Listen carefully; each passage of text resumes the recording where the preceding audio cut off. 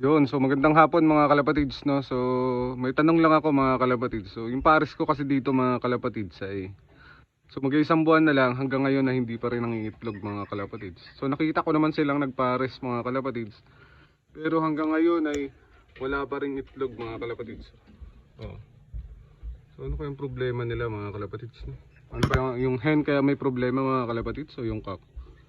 O kulang lang tayo ng conditioning sa kanila mga kalapatids. Nagtataka talaga ako, kinondisyon ko naman to, matagal na tong kondisyon yung hen, tapos yung cock matagal na rin to mga kalapatids. Pero hanggang ngayon ay wala pa ring itlog, so naunahan pa sila nito mga kalapatids. Yung bago nating pares, naunahan pa sila nito.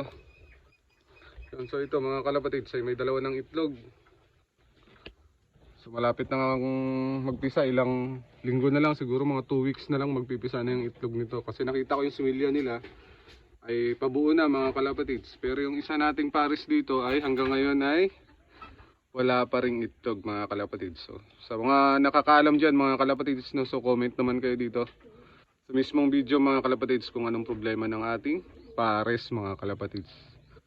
So hingi ako ng tips, no? So pang dagdag kaalaman lang rin mga kalapatids. So yun, so hanggang dito na lang mga kalapatids. Maraming salamat kaagad sa magko-comment.